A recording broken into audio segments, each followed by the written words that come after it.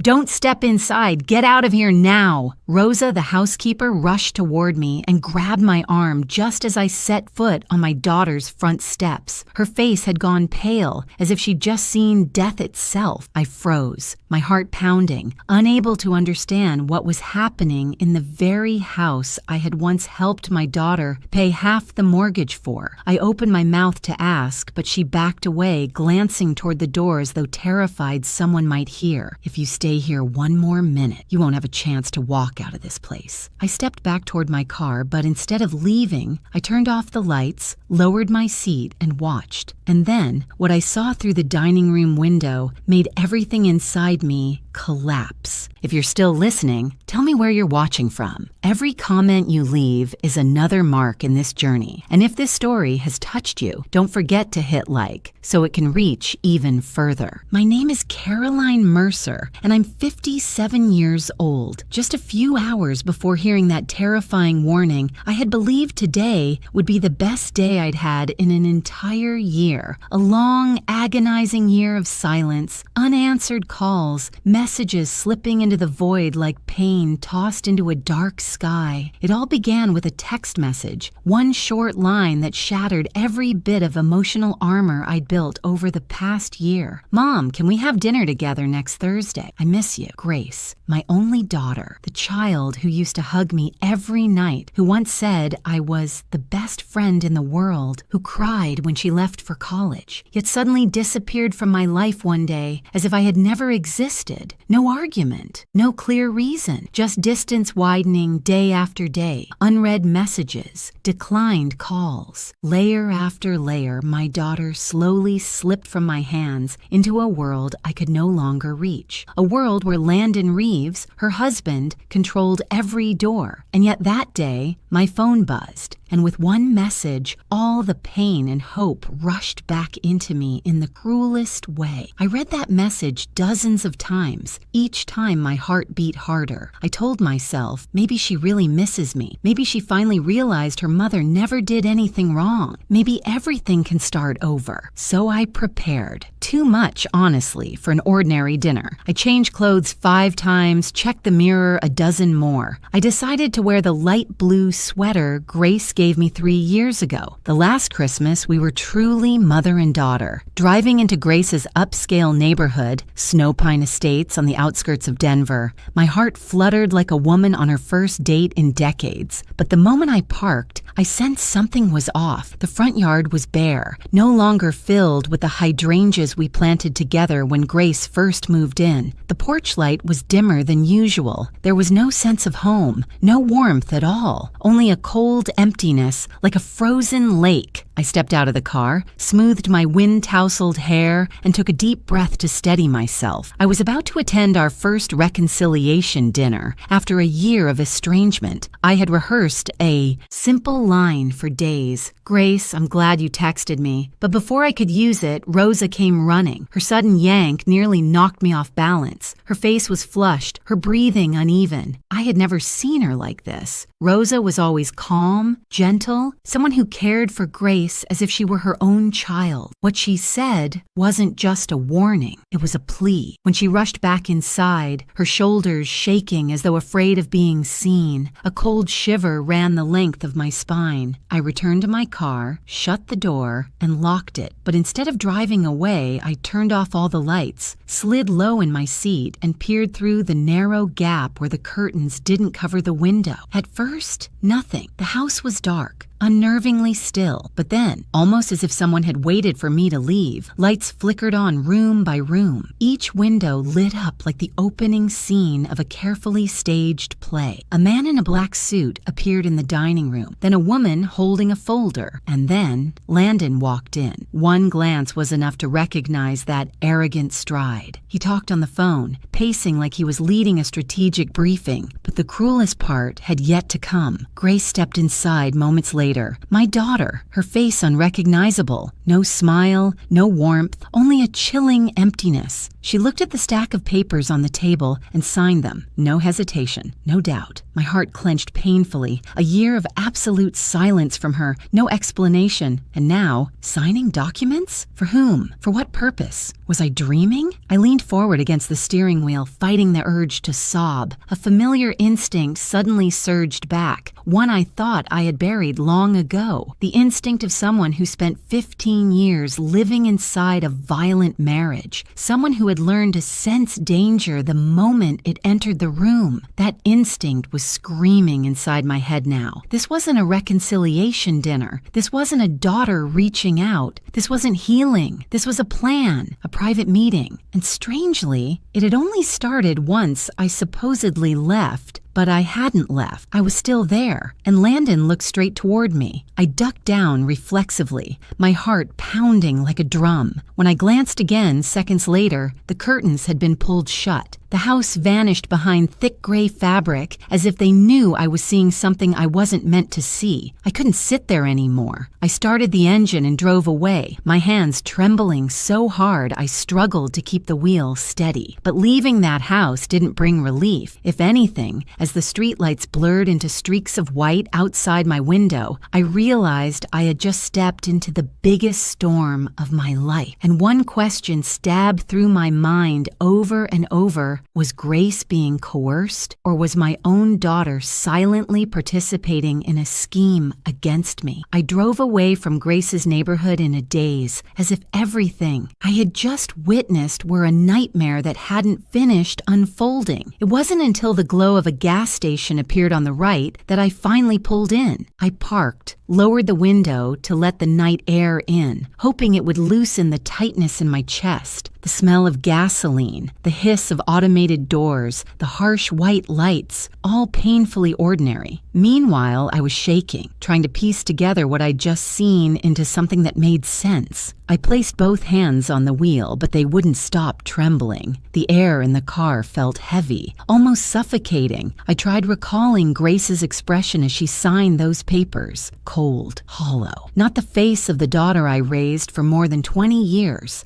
Not the child who once gave me a Mother's Day card with trembling handwriting. Mom, you are my safe place. Tears threatened, but my throat locked tight. My phone lit up. A message from an unknown number. It's me, Rosa. Don't go back to the house. Don't tell anyone. Meet me tomorrow at noon at the cafe inside the central station. Important. The word important sent a chill through me. I read it again, then tucked my phone inside the chest pocket of my jacket, afraid it might vanish if I put it anywhere else. Driving home, every street sign, every familiar corner felt strangely distant. I unlocked my apartment, stepped into my quiet living room, yet the unease followed me inside like a shadow. That night, I didn't sleep. I sat in my armchair by the window, staring at the city lights, skyscrapers glowing gold, cars moving slowly along the freeway, lives continuing as usual while mine felt like it had been yanked off its axis. I imagined countless scenarios, Grace being pressured, Grace being deceived, or Grace truly believing the things Landon had told her. That possibility hurt more than my divorce ever did. I could recognize violence, I could fight against lies, but my own daughter believing I was toxic, that was a wound with no bandage. I remembered her freshman year of college, a whole week without calling. When I visited unannounced, she hugged me and cried from academic stress. A simple touch from me eased her breathing. But after she married Landon, everything changed. At first, subtly, vague excuses Grace made. We're busy. It's not a good time to talk. I'm just living my own life, Mom. I didn't realize it then, but each line was a step away from me. The day Grace got married, she looked beautiful, glowing, and Landon never let go of her waist, gripping her like he owned her. I didn't like that hand from the start. It was too tight, too possessive, but I told myself, Caroline, don't judge. He's the man your daughter loves. A year later, Grace was visibly thinner. Her close friends drifted away. My calls grew shorter, whispers from her that she was tired, that she was fine, and don't worry. But her voice said otherwise. Now looking back, every sign was painfully obvious. The next day, I met Rosa at the Central Bus Station Cafe, a crowded place where no one noticed anyone else. I arrived 20 minutes early, sitting near the window watching people hurry by, my hands wrapped around a cup of coffee I couldn't drink. Rosa arrived exactly at noon. She wore a knit hat and a dark scarf, her small frame tense as her eyes darted around the room. When she spotted me, her shoulders sagged with relief. She sat down and took my hands. "Mrs. Mercer, I'm so sorry I didn't speak sooner." I didn't have time to respond before she lowered her voice, scanning the room again. "Mr. Landon controls everything, every meal, every call, every person Grace is allowed to meet, even what she thinks." My eyes widened. Rosa explained it piece by piece, how Landon dictated Grace's diet, forcing her to stay on harsh regimens though she was already slim, how he checked her phone every morning, how he insisted she sleep 8 hours, not for her health, but to keep her from seeing anyone. And worst of all, he convinced her you're the problem, that you want to ruin their life, that you're jealous. I clenched my fist, trying to keep my voice steady, though my chest felt like it was being beaten from the inside. Grace believes that? Rosa looked down. She doesn't know what to believe anymore. Everything she hears comes from one person. A long, uncomfortable silence followed. I heard rolling suitcases, loudspeaker announcements, a crying child, all muffled, like they belonged to a world far from mine. Then Rosa said the words that shattered me. "He needs your signature for the old house, for the shares her father left her. He said once he gets your signature, everything will be done." The room tilted. I gripped the table so I wouldn't fall, but Rosa wasn't finished. Her voice shook now. "Yesterday, I overheard them. That dinner wasn't about reconciliation. They planned to create an accident so you wouldn't be able to interfere." I looked into Rosa's frightened eyes, and all I could think about was Grace. Grace, my daughter. Grace, the child who held my hand on the first day of school. Grace, who once believed no one loved her more than her mother. Did she know? Was she being coerced? Or had she been manipulated into believing my death would make her life easier? I couldn't breathe. I had to inhale deeply 3 times just to stop myself from crying out in pain. The room blurred like someone had splashed water across a painting. One thing became painfully clear. If I didn't act, I would lose my daughter forever. Rosa opened her bag and pulled out a thick envelope wrapped in 2 layers of paper. Her hands trembled as she placed it on the table. I opened it, and the first thing I saw was a stack of documents bearing my signature. My signature, but not mine. The loops were too long. The ending stroke dragged out. One glance, and I knew they were forged. "There are also ones with Miss Grace's," Rosa whispered. I turned the pages. Grace's signatures looked disturbingly real, but I knew my daughter's handwriting. She always tilted the G slightly upward, writing quickly and neatly. These signatures were slow, cautious, copied strokes. A small audio recorder slid out of the envelope. I pressed play, my hand gripping the table. Landon's voice, low, calculated. "All we need is her signature. Grace's mother won't question anything if it all looks natural. We can't let her get in the way." Rosa swallowed hard. I heard it while taking the trash out behind the yard. I couldn't speak anymore. Not because I was shocked, but because I was holding myself together so I wouldn't fall apart in public. Part of me wanted to run, grab Grace, and drag her away from that man. But the part of me that survived 15 years of abuse knew impulsiveness would only make us both targets. "We could take this to the police," Rosa whispered, almost pleading. I met her eyes. "We can't. Not yet." Landon had wide connections in the city. He wasn't famous, but his father had once been chairman of the local Chamber of Commerce, a man with significant influence. A formal report could be diluted or worse, turned into evidence against me. If I handed over what Rosa gave me to the police right now, there was a high chance I'd be labeled as a family disruptor before anyone bothered to look at the truth. I needed someone I could trust, and only one name came to mind: Harold Bishop.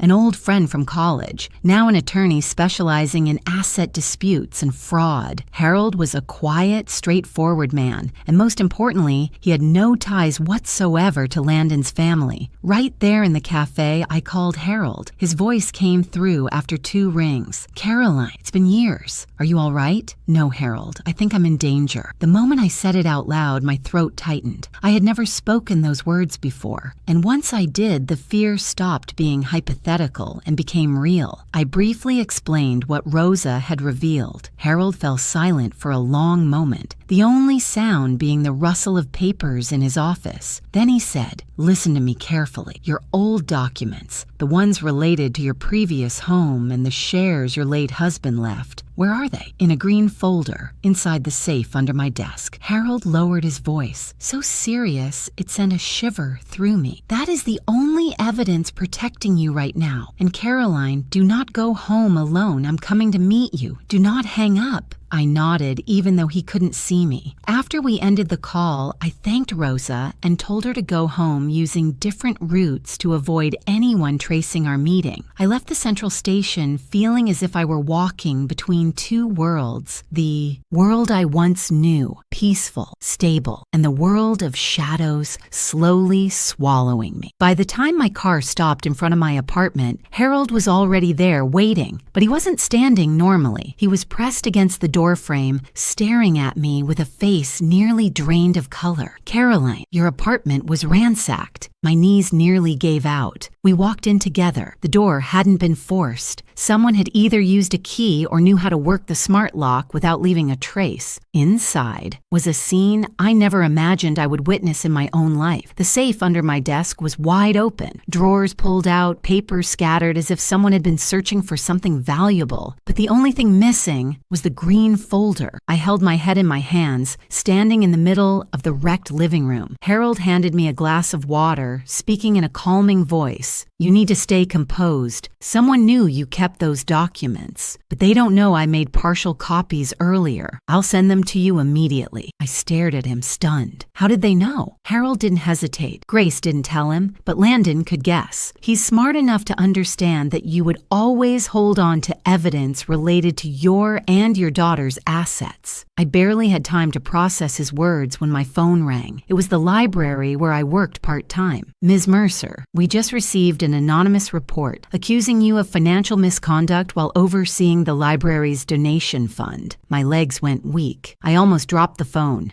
I've never done that," I stammered. "We know, but by policy, we must place you on temporary suspension while we investigate." I hung up and looked at Harold with a face drained of expression. "Caroline," he said slowly, "they're building a narrative that you are unstable, greedy, and dishonest. By the time you report them, no one will believe you." I couldn't find words. I felt myself being pushed into a corner by an invisible but powerful hand. Landon's hand. The phone buzzed again. A message from Rosa. "They mentioned Plan B. It's not just about the assets. It's about Grace." My head felt like it exploded. I read it over and over, each word cutting into my skin. Plan B, not me, but Grace. I looked at Harold, my voice trembling uncontrollably. Where do they plan to take Grace? Harold looked at me carefully, choosing his words. "Caroline, I've heard Landon has financial dealings with an overseas partner. If he gets Grace out of the country before you act, we won't be able to find her again." The room spun. My breathing seized. On one hand, I knew that if I stayed involved, my life could be in danger. On the other hand, if I did nothing, Grace would disappear from my life forever. In that moment, I knew I had only two choices: run to save myself or fight, even if it meant risking everything. I closed my eyes for a few seconds, then opened them with a clarity I hadn't felt in years. I had survived domestic violence. I had rebuilt my life from nothing. I was not giving up this time, not when my daughter was being swallowed by darkness. I left my ransacked apartment that very night without packing clothes or taking anything familiar. Harold told me to drive straight to my cousin's house in the Santa Fe area, a remote place, quiet, and most importantly, unknown to anyone connected to Landon. As I drove, the low mountain ranges appeared glowed under the pale moonlight, stretching like a fragile curtain between me and the world Landon was trying to control. When I arrived, my cousin Sylvia's small wooden house stood beneath an old birch tree. The warm porch light nearly brought me to tears. I had grown used to feeling hunted, but being greeted by someone, even a distant relative, reminded me I still had places where I belonged. Sylvia looked me over and asked just one gentle question. How long? A few days, I said softly. Maybe longer. She nodded immediately, as if she had always expected something like this. You're safe here. Rest. Talk tomorrow. But I knew I couldn't sleep. After a bowl of warm soup, I sat alone at the small wooden table by the window, replaying the audio files and examining each forged document Rosa had given me. Signatures, fake transfers, carefully fabricated records so precise they made my skin crawl. In that quiet Santa Fe room, I finally saw the situation from enough distance to understand that this wasn't just a broken family matter. It was an orchestrated plan, structured and deliberate, crafted by a man skilled in manipulation. The next morning, Harold arrived in Santa Fe. With him were two people he said would become critical allies. Troy Callahan, a retired detective who had handled domestic abuse cases, and Dr. Evelyn Moore, a specialist in coercive control and trauma bonding. From the moment I saw them, I knew I was no longer facing this storm alone.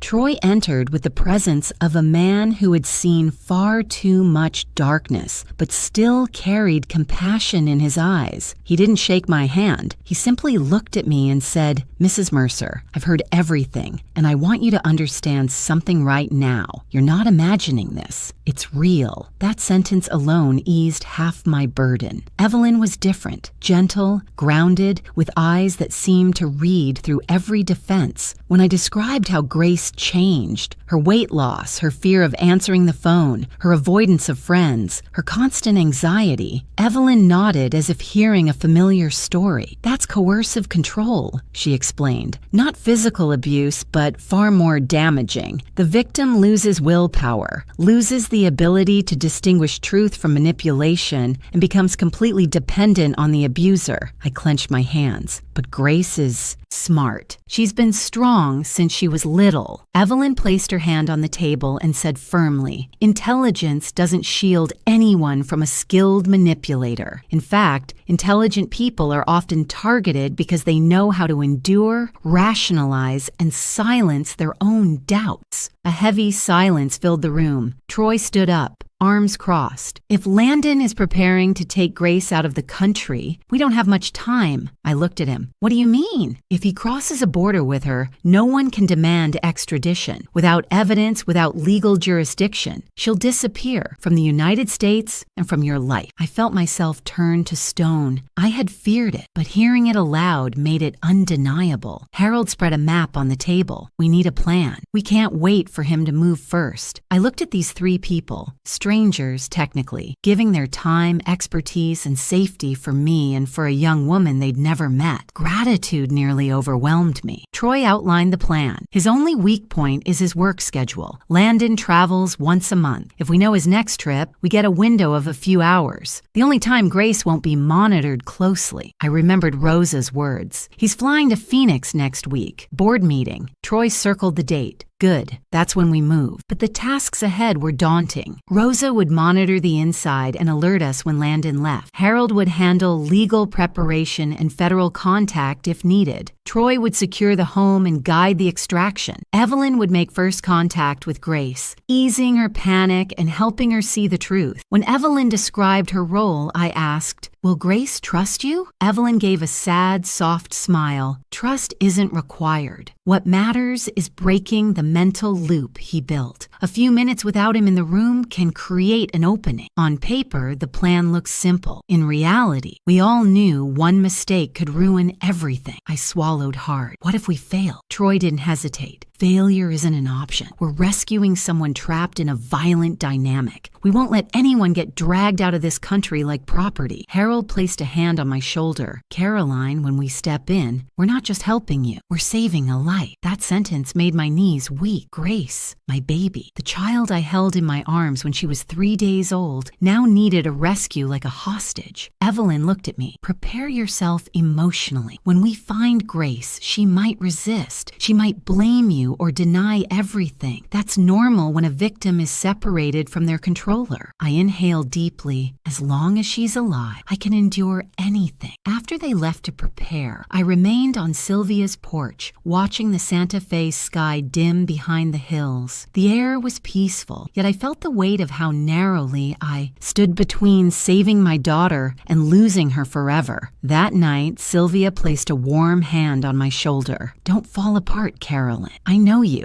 You don't give up. Later, I stepped outside into the cold night air. The wind smelled faintly of distant snow. I looked toward Denver, toward Grace, and whispered into the dark, Grace, I'm coming. Don't be afraid. Don't let go. I will get you out of there, whatever it takes. And just like that, the countdown to the biggest battle of my life began. Rosa messaged exactly as promised. He's gone. 11:02. Took luggage. House alarm disabled. Now or never. I stared at the message, my hands cold as metal in winter. In the driver's seat, Troy gave a single nod, sharp, decisive, then looked back at Harold and Evelyn. Everyone was ready. Only I had to steady my breath. We parked 3 houses away from the gated entrance. From there, the steel fence, guard booth, and cameras of North Ridge Estates looked like the front of a fortress, but Troy knew how to neutralize intimidation. He put on a UPS delivery uniform Harold had prepared, plus a cap pulled low. He held an empty cardboard box labeled fragile. 15 years in law enforcement had taught him one thing. Sometimes the best way into a secure place was to look utterly harmless. Stay calm, Troy whispered before stepping out. We get one chance, but don't worry. I've gotten into places much harder than this. He walked to the gate. The camera scanned him. The guard glanced at the box, pressed a button, and opened the gate as if on autopilot. No questions asked. The gate opened, and the plan began. Troy walked deeper into the neighborhood, and our car followed the internal route unnoticed. Approaching the 3rd house on the right, Grace's, we slowed, stopping under a large tree that hid us from the entrance cameras. As promised, Rosa had left the back door slightly ajar. The curtain flickered gently in the breeze, like a silent plea. When we stepped inside, I sensed immediately the wrong kind of quiet. Not the peace of an empty home, but the heavy silence of a place where life had been stripped away and replaced with control. Nothing was out of place. Not a cushion. Not a single item left casually on a table. No smell of food. No background TV noise. Nothing indicating that Grace had been allowed to live as a normal human being. Rosa emerged from the hallway, pale and signaling us to stay silent. She's in the living room. Her spirit is almost gone. We walked toward the living room doorway. I stepped in first, and my heart nearly dropped to the floor. Grace curled up on the sofa, wrapped in a thin blanket even though the house was warm. Her once soft hair was tangled and flat, as if life had drained out of it. Her cheeks were hollow, her eyes sunken and vacant. My daughter, who used to love jogging every morning, who used to smile brightly after yoga class, now looked as if she had survived a storm that had lasted an entire year. I stepped inside. Grace? She lifted her head, and panic flooded her eyes instantly. Mom, you can't be here! Her voice cracked like shattering glass. If he finds out, you have to leave now. You don't understand. You can't be here. I didn't even have time to speak before Evelyn stepped forward softly, her voice like a gentle cloth draped over Grace's terror. Grace, I'm Evelyn. No one is here to cause trouble. We're here to help. To protect you. Grace looked around, her eyes darting between us, as if desperately trying to decide who was a threat. It was the look of someone who had been controlled for so long that she no longer knew how to distinguish safety from danger. I sat down 2 steps away from her, not any closer. Evelyn said Grace needed space, not pressure. I gently took out my phone and opened the message I had received the day before. The message she sent, inviting me to dinner. Grace, I said, showing her the screen. This message, did you actually write it? She stared at the screen, squinting, then then slowly shook her head, not to deny me, but as if trying to remember something. "I didn't write this." Her voice was so soft I had to lean in to hear it. That single sentence made my heart tighten. Harold continued. He opened his briefcase and took out the photos Rosa had captured, the forged transfer documents with fake signatures of me and Grace. "If you had signed these, you would remember," Harold said as gently as possible. "But this signature isn't yours." And then I saw what I feared most, and also what I hoped for most. Grace's hand began to tremble, not from anger, not from resenting me, but from fear and from realizing something was wrong. "No, that's impossible," Grace whispered, her voice cracking with exhaustion. Rosa slowly stepped forward from behind the door, her eyes filled with pain as she looked at Grace. "Ms. Grace, I heard him talking about an accident for your mother, a fall down the stairs, red wine, something that would look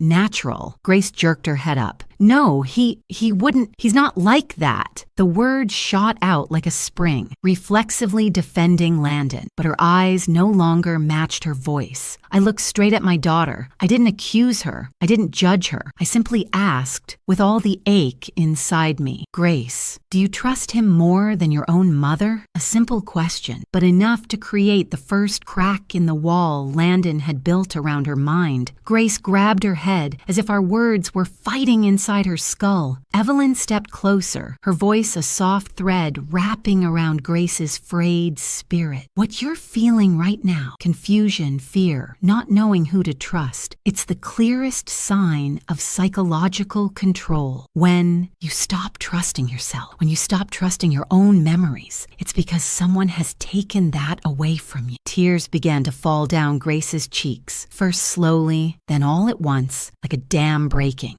I thought he loved me," she choked out. "I thought he wanted what was best for me." I couldn't stay back anymore. I took one step toward her, each step feeling like walking through fire. "Grace, I once believed the same thing about your father." My voice shook, and it took me years to escape. Grace looked up at me, really looked, for the first time in months. "Mom," just one word, but inside it was confusion, hurt, realization, and despair. Harold set the forged documents on the table. Evelyn placed a comforting hand on Grace's shoulder. Rosa stood behind her, nodding, affirming everything Grace was terrified to admit. And then, the moment I had waited for over a year finally came. Grace inhaled shakily, her eyes red but clearer now, no longer cloudy with fear. She looked at me directly, without avoiding, without flinching. Her voice was hoarse but firm. "Mom, I want to leave." No alarm blared, no door slammed. No sound intruded on that moment, just a mother and her daughter. And for the first time in a long, painful year, I saw light return to her eyes. And I knew this was only the first step, but it was the most important one. The step that brought my daughter back to herself. Troy checked his watch, then looked at me and Evelyn, his voice low but sharp. "We have to go now. He's due for a check-in. If Landon calls and Grace doesn't answer, or if her voice sounds off, he'll turn around immediately." Grace flinched, clutching the blanket around her like a fragile shield. Her breathing sped up, her hands squeezed together until her knuckles went white. Fear had rooted so deeply in her body that just hearing Landon's name sent her trembling. Rosa rushed to the kitchen, grabbed the phone Landon forced Grace to carry 24/7. She powered it off, removed the SIM, and handed it to Troy. "He uses tracking software," Rosa whispered. "I'm not sure turning it off is enough, but at least he can't follow the signal." Troy nodded and slipped the SIM into his pocket. No trace left behind. "Let's go." Everything happened in seconds, but to me it felt like a lifetime. I put a coat on Grace, held her hand, and guided her toward the back door. Every step felt like stepping onto thin ice. I feared the creak of a floorboard, the squeak of a hinge, even the whisper of the wind. Evelyn stayed close, her hand on Grace's back to steady her breath. When we reached the yard, Troy scanned the surroundings. The garden was washed in pale afternoon light.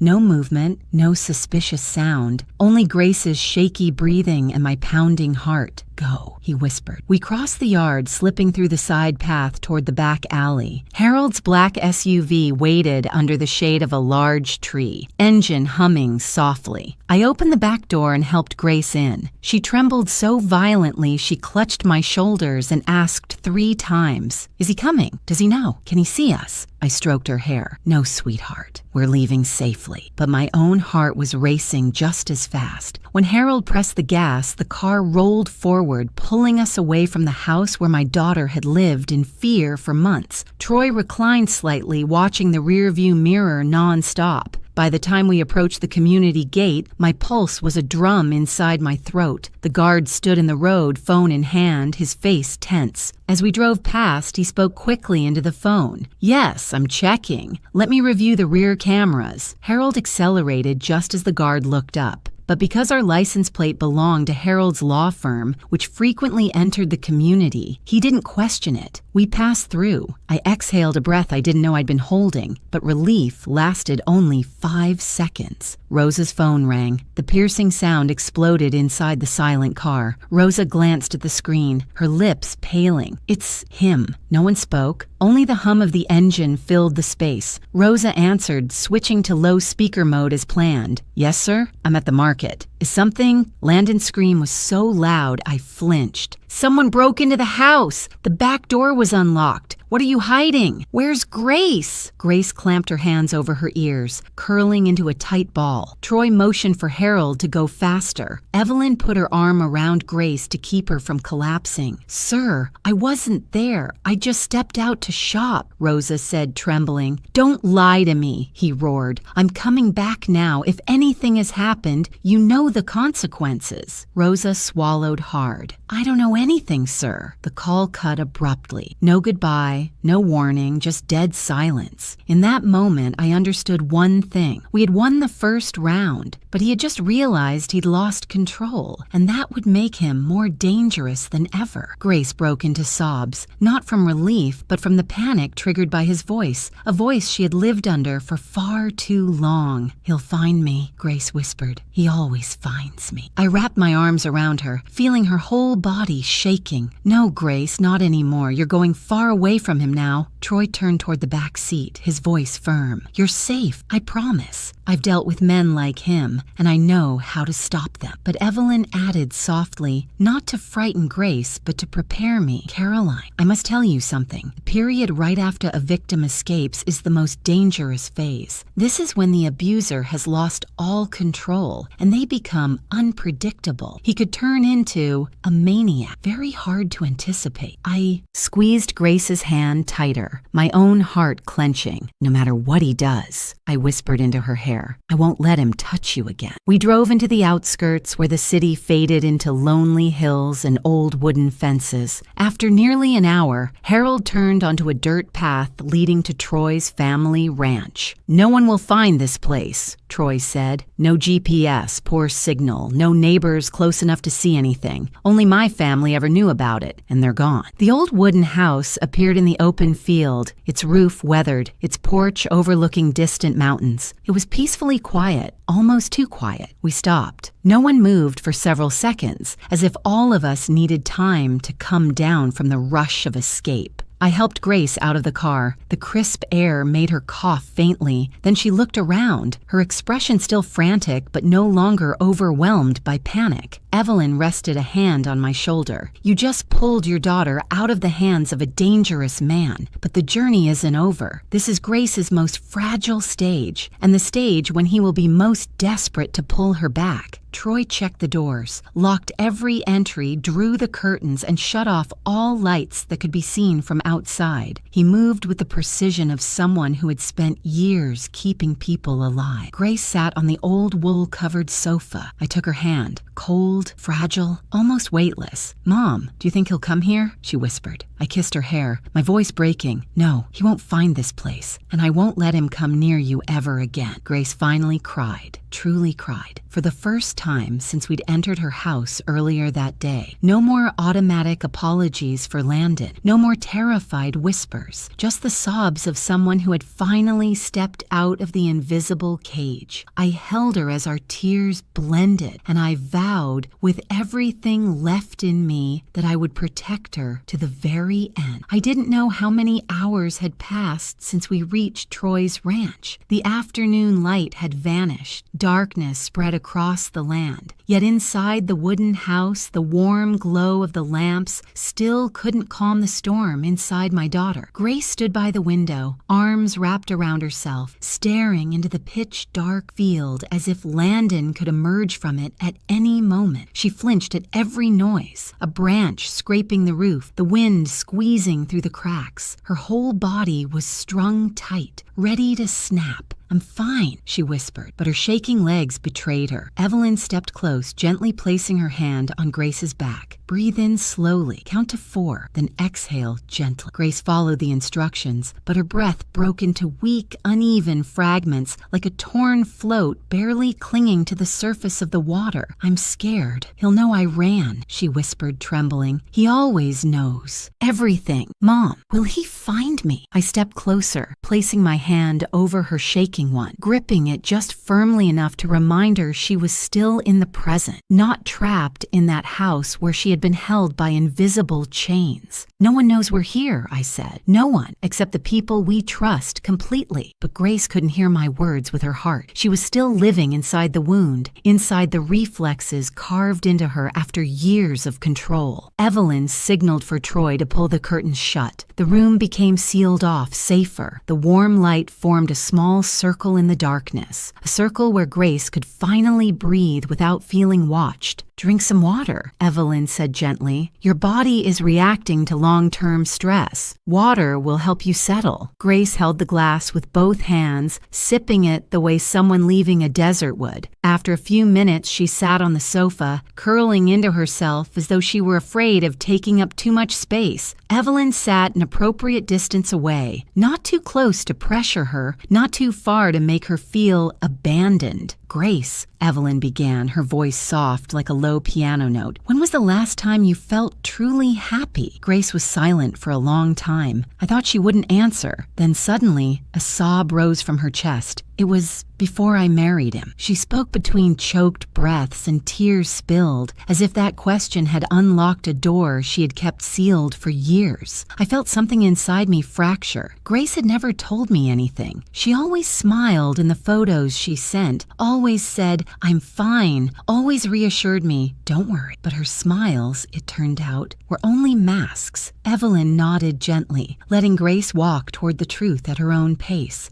Back then, Grace swallowed her tears. "I wanted a family. I thought he understood me. But after we married, everything changed." She wiped her cheeks, but the tears kept coming. "He said I was fat, said I dressed like a child, said I didn't know how to talk. He checked my phone every night, said I didn't need friends, said I didn't need you." My heart clenched when she reached that last word. Evelyn asked softly, "When did you first realize you weren't free?" "When I wanted to visit Mom for her birthday." Grace lifted her swollen eyes. "He threw my car keys away and told me only an ungrateful woman runs around chasing other people on an important day. I believed him. I thought I was really awful." Harold, who had been quietly observing, spoke slowly, without judgment. "That's gaslighting, Grace. He made you believe every problem came from your imagination. That's how an abuser keeps control." Grace clenched her hands tightly. "I know. I changed. I wasn't myself anymore, but I didn't know how to get out." I knelt in front of her and lifted her hands. That's when I saw the faint purple bruise on her left wrist, deep, unmistakable. "Grace," I froze. "Did he do this?" Grace immediately hid her hand, like someone trained to protect the person who harmed them. No,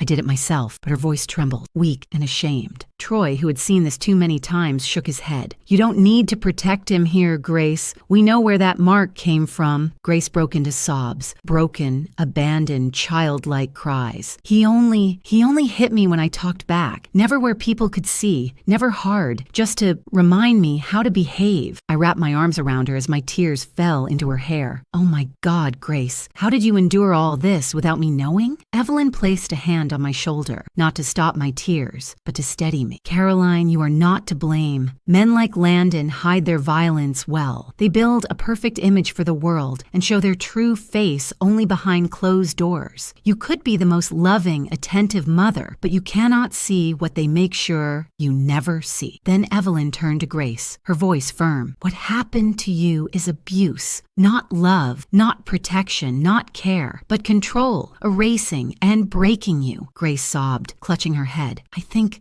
I've been brainwashed," she whispered. "Every thought in my head is his. I don't even know who I am anymore." Evelyn nodded, unsurprised. "That's something many survivors face, but you're doing the most important thing. You stepped out of that environment, and every passing minute, you are coming back to yourself, piece by piece." Grace rested her head on my shoulder, her eyes heavy. I stroked her hair, feeling her body slowly relax, for the first time since we'd found her. Within minutes, she drifted off to sleep, her breathing still shaky, but no longer terrified by every rustle outside. I looked at her thin, exhausted face, and a deep pain filled my chest, but there was also a tiny flicker, a flicker of hope, because for the first time after years inside that dark box of control, Grace had stepped one foot out of it, and I would do anything to help her step out with the other. The second night at Troy's ranch carried an eerie stillness, a stillness that wasn't peaceful at all. It felt like a lake before a storm, unmoving, cold, and ready to shatter at the slightest tremor. Grace had fallen asleep early, drained after the emotional unraveling with Evelyn, but I, despite the burning in my eyes, couldn't close mine. I sat on the porch, staring at the darkness spreading across the hills, my heart tightening with the sense that things would get worse before they got better, and I was right. Near midnight, Troy received a message from someone in his old department, a guard from the gated community who saw Landon every day. He went to her cousin's house, yelled at the neighbors, showed photos. Troy, read it, then turned to me, his face darkening like the night swallowing the moonlight. "I'm so sorry, Caroline, but he's reached Santa Fe." It felt like someone squeezed my chest with both hands. "Is my sister okay?" "Yes, he didn't touch anyone," but he shouted, "Question neighbors. Claimed you kidnapped an adult, that Grace is mentally unstable. Showed them pictures of you both. And according to the guard, he looked completely unhinged." I closed my eyes, feeling myself sink into a cold abyss. Grace heard my shaky breath and sat up abruptly, still half asleep. "Mom, what happened?" Troy didn't hide it. He crouched down so she could see his face. "Landon made it to Santa Fe, but everyone is safe. He's just hunting for clues." Grace clutched the blanket, her breathing fractured. He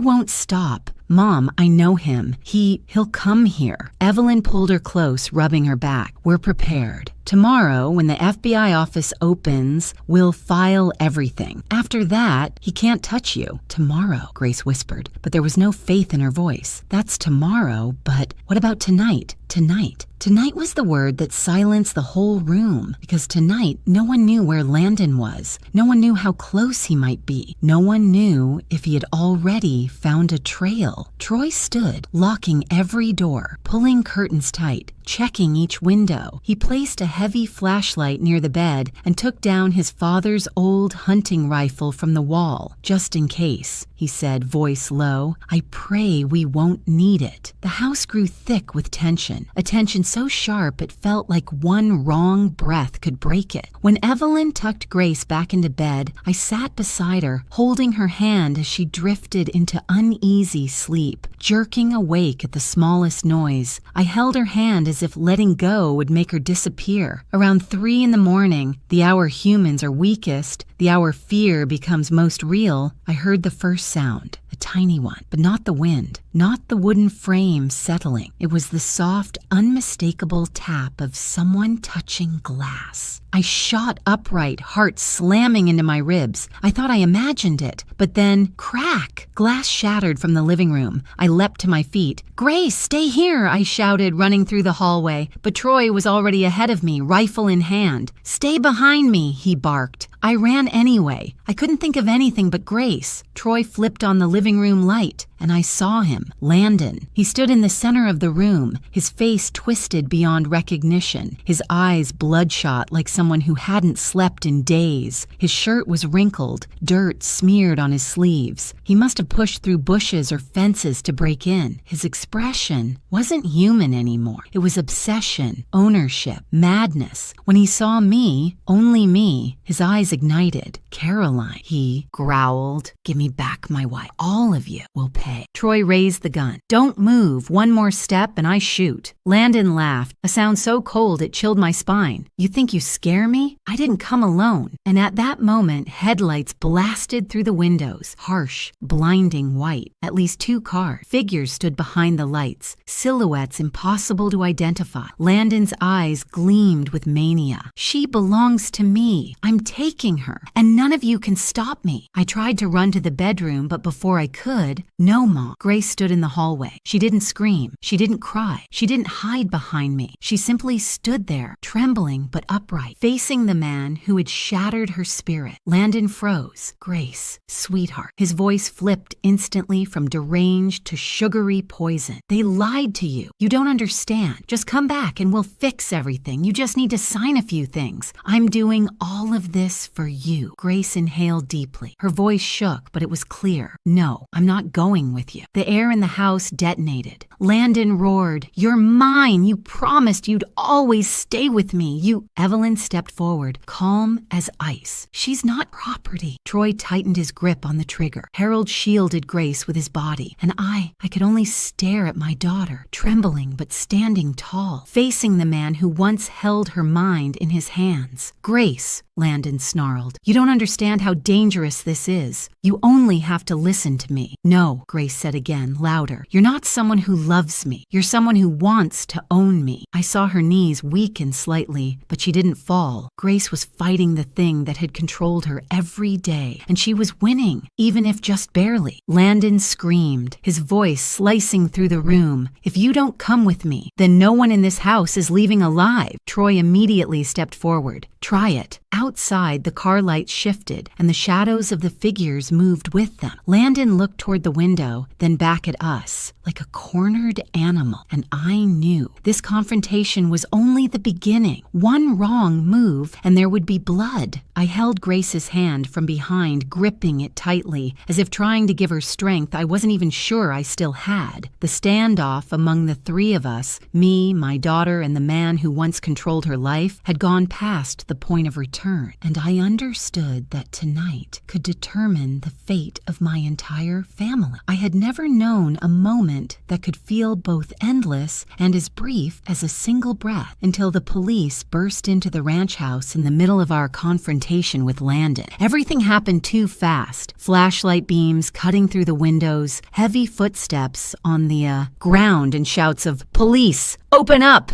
echoing through the cramped space. Troy didn't even have time to speak before the door flew open. 3 fully equipped officers stepped inside, one holding a flashlight, another raising a hand in a controlling gesture. They swept the light across the living room and stopped when they saw Landon standing close to Grace and me. "Hands down and step back," one officer shouted, but Landon, instead of fear, his face changed instantly. His voice turned soft as silk, dripping with the kind of deceit I had known all too well. "Thank God you're here." He pointed straight at me. "She kidnapped my wife. Grace is in an unstable mental state. I'm afraid she might harm herself." My heart clenched, as if someone had crushed it with their fist. All week I had prepared myself for countless possibilities, but not this. Landon had made the move before we did. He called the police, and he had already scripted the entire story. An officer turned to me. "Are you Caroline Mercer?" I nodded, trying to keep my voice steady even though my legs were shaking. "We received a report that you forcibly detained an adult against her will and caused her emotional distress." I opened my mouth to explain, but Landon immediately cut in, as if he had memorized his lines. "She's been manipulating her daughter, filling her head with lies that I'm hurting her. I have medical records proving Grace has had episodes of instability. I'm only here to take her home." I felt frozen. Harold stepped forward but was blocked by an officer. Evelyn squeezed my hand gently, reminding me not to react emotionally. But in that moment, Landon's wall of lies seemed as tall as a mountain, while my truth felt like a petal caught in the wind. An officer turned to Grace. "Ms. Grace, do you want to leave with your husband?" Grace didn't move. Just hours ago, she had trembled at the sound of his name. Now that question pierced right into her deepest fear. Landon took one step, pretending to care about her. "Come on, sweetheart, come home with me. Everything will be okay." Grace stepped back, only slightly, but enough to make Landon stiffen. "Ms. Grace," the officer repeated, "are you being held here against your will?" The air thickened. I felt the whole room tilt. If Grace didn't speak, the police would believe Landon. He had a story, fake documents, and that polished, gentle exterior he had cultivated for years. My knees almost buckled when I saw Grace lower her head, her shoulders shaking. "Grace," I whispered softly, not begging, not pushing, just calling my daughter the way I did when she was little, when she needed to know her mother was still there. Grace lifted her head. Her eyes were swollen and red, but no longer empty. Something inside her had shifted, a small, bright piece of courage strong enough to push back against the darkness that had swallowed her for 2 years. And in a voice weak but clear, Grace said, "I want to file a report." No one moved for several seconds. Even the officers were stunned. Landon let out a dry, bitter laugh. "Grace, you're being coerced." Grace raised her hand, stopping him. "I am not kidnapped. I left because I was threatened. I want to file a report for abuse." An officer stepped closer. "Do you have any evidence?" Grace looked at me. I nodded. "Go ahead, sweetheart. The truth has been waiting to be spoken." Grace opened the cloth bag Rosa had given her. Her hands still trembled, but she placed each item on the table like she was laying down the foundation of her freedom. "This is the audio recording where he talks about creating an accident for my mother. These are photos of property documents with forged signatures of me and my mom. This is a message I never sent, but has my name on it." The officers leaned in. Their expressions shifted from suspicion to confusion to realization. Harold added gently, "All of these are time-stamped properly. We'll provide full originals first thing in the morning." Grace still wasn't done. She pulled up her sleeve. Bruises, the deep purple marks Landon had left, were exposed under the light. One officer murmured, "My God, those bruises." They needed no explanation. They spoke every truth Grace had been forced to swallow. Landon's expression twisted. He stepped back, his mouth opening as if scrambling for excuses.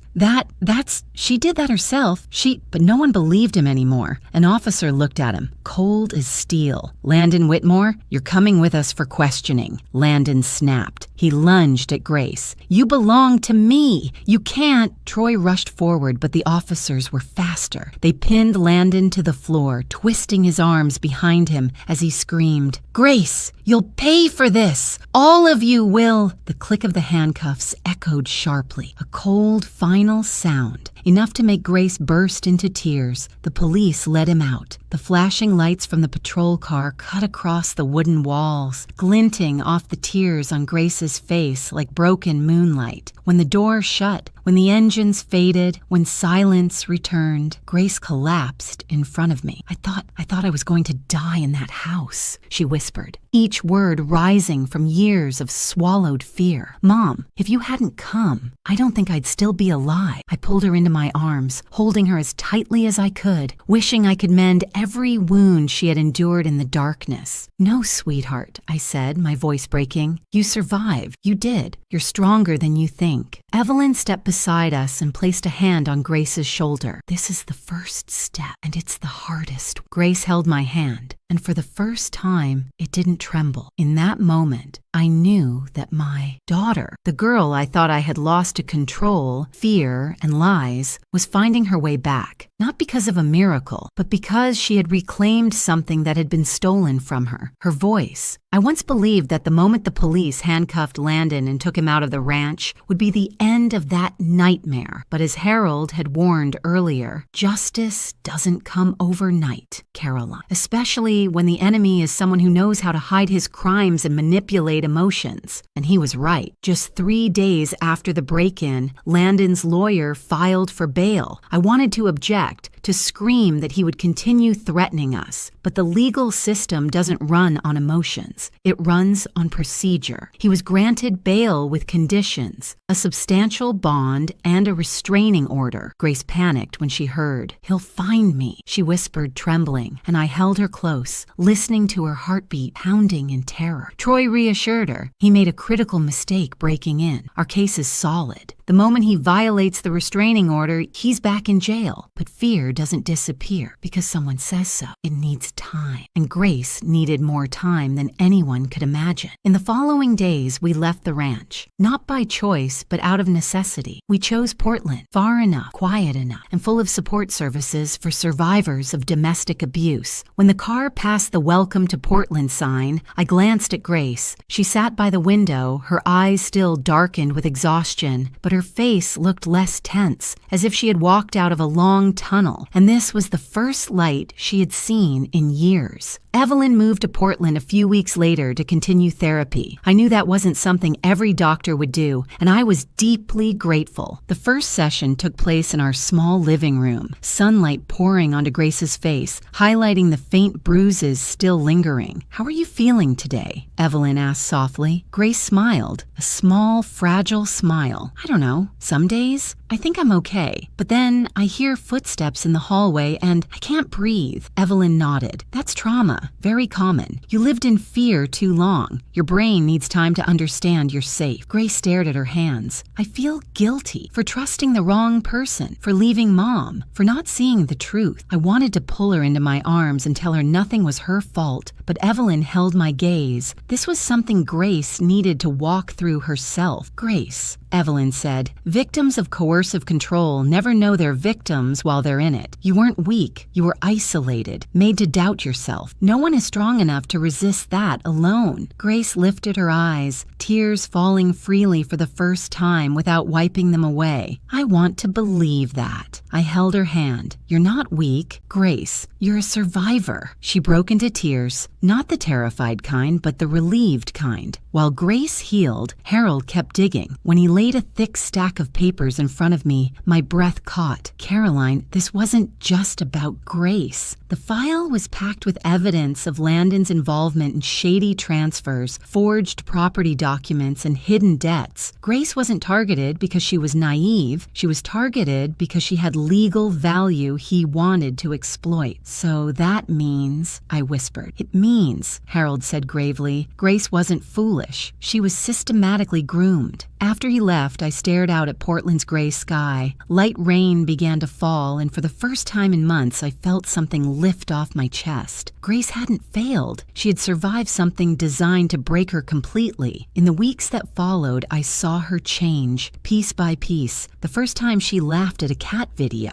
The first time she went grocery shopping without checking behind her. The first time she finished a plate of pasta without worrying he would call her fat. The first time she slept 7 hours. Real sleep. Not jolting awake from nightmares. And the first time she looked at me and smiled softly. "Mom, I think I'm going to be okay." I turned away so she wouldn't see my tears. I had once believed I'd lost her forever, swallowed by manipulation and fear. But truth remained where lies had tried to bury it. Maternal love doesn't disappear because someone hides it. It only gets covered, and slowly we brush the dust away. But while we healed, Landon kept making mistakes. He sent anonymous messages to Grace, called from unknown numbers, watched her from outside a therapy office. Even with the restraining order, he kept violating it, and that sent him back to jail. When the police informed us, Grace exhaled like she had dropped a stone she'd carried for years. I held her, whispering, "You don't have to be afraid anymore." But she, and I, knew fear doesn't evaporate instantly. It melts slowly, like ice under spring's sun, and someday it would be only a memory. One evening, as we sat on the balcony watching the sunset turn the Willamette River red, Grace whispered, "Mom, if you hadn't come for me, I don't think I'd still be alive to see this sky." I squeezed her hand. "You saved yourself when you said no. I only walked beside you." She rested her head on my shoulder. "Mom, am I ready for the trial?" The wind brushed past us, carrying the scent of the river and the quiet of evening. I looked at the daughter who had once been shattered and was now slowly standing tall again, and I knew the final battle still awaited us. "Yes, sweetheart," I said. "We're ready." We didn't know how long the trial would last. We didn't know what Landon would try next. We didn't know where this would take our family. But we knew one thing. This would be the biggest battle and the last one. On the first morning of the trial, Portland was wrapped in a thin layer of fog. The sky was gray without a hint of sunlight, but somehow it felt fitting for the moment we were about to face, the moment that would end years of manipulation, threats, and fear. Grace held my hand as we climbed the steps of the federal courthouse. Her hand still trembled, but it was no longer the desperate trembling from before. It was the trembling of someone about to walk into her final confrontation, one fought in public, before dozens of eyes, before the law, and before the man who once held her captive through invisible chains. Troy and Evelyn walked behind us. Harold waited at the entrance, holding the black case that contained all the evidence against Landon. "If justice had a face today," Harold said as he opened the door, "I believe it would be named Grace Mercer." Grace swallowed hard, took a deep breath, and nodded. The courtroom was large but suffocating. On the left sat our side, me, Grace, Harold, and our support team. On the right was Landon and his attorney. I looked at him. Landon appeared in his familiar gray suit, his tie straightened, his hair neatly slicked back. If someone didn't know the truth, anyone could believe he was a successful man here to resolve a small financial dispute. But I knew better than anyone that neatness was only a facade. He sat down at the defendant's table, looking around the courtroom as if this were his stage. And then, when his eyes landed on Grace, he gave a small smile, a smile that was arrogant, taunting, and chilling. Grace stiffened. I squeezed her hand tightly. "Don't look at him. Look at me." Grace turned to me, and in her eyes I saw both fear and determination. The hearing began. The judge, a silver-haired woman whose face suggested she had witnessed many family tragedies, asked each side to present their case. Landon's attorney stood first. His voice was smooth, practiced, and clearly rehearsed many times. "Your Honor, my client is the victim of a long misunderstanding. His wife, Ms. Grace, has shown signs of mental instability over the past year. Her mother, Mrs. Carolyn, removed her from the home against her will, causing her to panic. Several bruises thought to be from abuse were actually self-inflicted due to emotional dysregulation." Grace bowed her head. I saw her shoulders tremble, but Evelyn gently touched her back. "Breathe, Grace. You only need to inhale and exhale." When Harold rose, his voice was calm but razor sharp. "Your Honor, we will begin with the financial evidence." He took out 3 thick folders, each marked with colored tabs. "This is proof that Landon Whitmore forged transfer documents for 3 properties owned by Grace and her mother, with the intent to seize their assets. All signatures have been inspected and confirmed as fraudulent." He held up each page. The signatures were stretched unnaturally. The handwriting of Grace leaned too far to the right, clearly forged, but sophisticated enough to fool most people. Next, Harold played the audio recording, the one Rosa captured while eavesdropping behind the door as Landon talked about a fall down the stairs accident meant for me. The courtroom fell silent. The judge's brows knitted. Landon's attorney tried to interject. "That could have been a joke. Try joking about getting rid of your mother-in-law in front of a judge," Harold replied, his voice so cold cold that the courtroom paused for several seconds. Then it was Grace's turn. Grace stood. I heard the soft scrape of the chair, a tiny sound, but loud enough to make me want to hold her all over again. She walked to the witness stand, each step heavy as if carrying a year's worth of fear with her. When she reached the stand, I could see her hands gripping the sides of the chair. "Miss Grace," the judge asked, "are you ready to testify?" Grace nodded. "Yes, I am." The first sentence wavered, but as she continued, her voice grew clearer, steadier. "Landon is not the person he presents here. I lived with him for over 2 years, and in those 2 years, I went through cycles most people never see. It started with sweetness, with care. Then it turned into control. The whole room went silent. No whisper, no shifting of chairs. Grace swallowed hard and continued. He controlled what I ate, what I wore. He told me I was fat, made me diet until some nights I could barely stand. He took my phone every night, read every message, deleted my friends, forbade me from seeing my mother." Her voice caught. I placed a hand over my heart to keep it from exploding. "Then came the punishments," Grace said, softer now. "He never hit me where anyone could see, only in hidden places. He threatened me if I ever left the house. Then he apologized, brought gifts, and the cycle repeated again." Tears rolled down her cheeks, but this time she didn't wipe them away. Grace lifted her sleeve. The faint but undeniable bruises appeared under the courtroom lights. A sharp gasp came from someone behind us. Landon's attorney shot to his feet.